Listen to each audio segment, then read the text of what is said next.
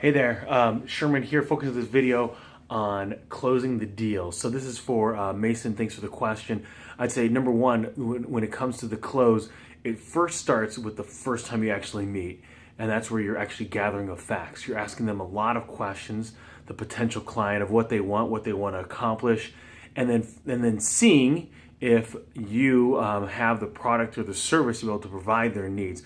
That's the best way to close, is that if you ask the right questions and you actually listen, they're going to tell you exactly what they need. They're going to tell you their hot buttons.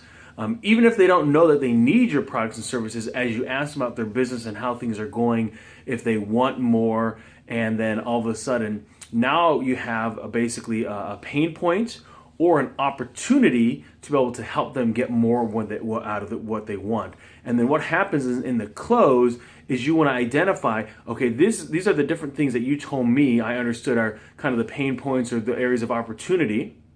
And then what's going to happen here then is, here's my product and service, how it can solve that need. So for example, let's say you're going in to visit a dentist and you sell dental supplies. And so if I go in there and I ask the dentist, okay, so hey, how's business going? And he goes, very well. I have a very full practice. And I'll say, okay, well, where do you want to take it? I see that you have 2 hygienists. I see you have an office manager, and then you.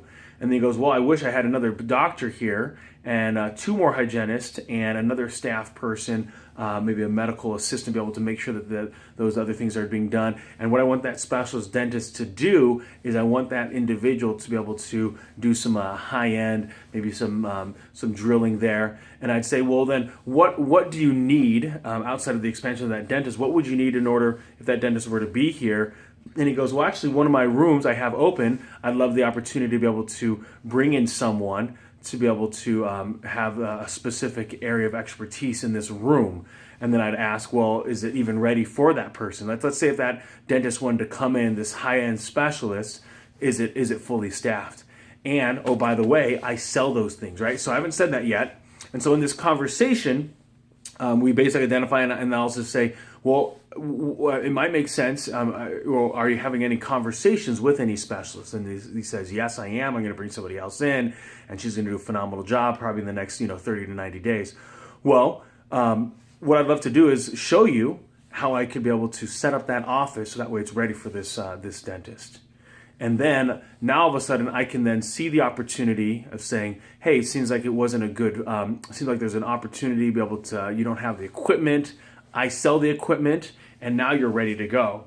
And so what I'm trying to identify is, he says he wants opportunity, he says he wants these different things for the specialist. Oh, it just so happens my products and services can match into those needs, and I need to connect the dots for that individual. And then comes the most important question. And sometimes if you're a little bit shy, if you're a little bit weak, you don't have the ability to do this close. But you want to basically say is, I'd like to move forward and getting that office set up. It takes me about 1 week or 2 weeks. When can I come in to get that done?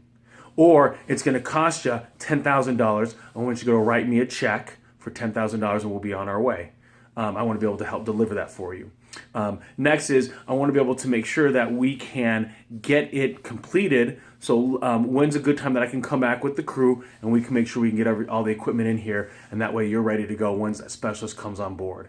And so it's the assumptive close. You're saying, I know based on what you told me, here's the pain point or here's the opportunity, here's what I told you I can deliver on, and this is the product or service that I can do that can deliver that. And based on that, it makes sense, right? We're connecting the dots. I want to help you move forward. Let's do it. Is there any reason why we shouldn't move forward today? And with that assumptive close, people are more likely not going to move forward. Now, someone says, whoa, I just don't know. I need to bring this person. I need to think about it. Okay, is there anything specifically, based on our conversation, you want to know more about? Right? And I'll do a whole thing on closing. I have actually a number of videos that I've done on art of closing the deal. That's how you close business, though. Start first with identifying really what's on their mind, how you can really be of value to them, and then connect the dots between how your products and services can match to those needs. Hope that's helpful, Mason. Have a fantastic day.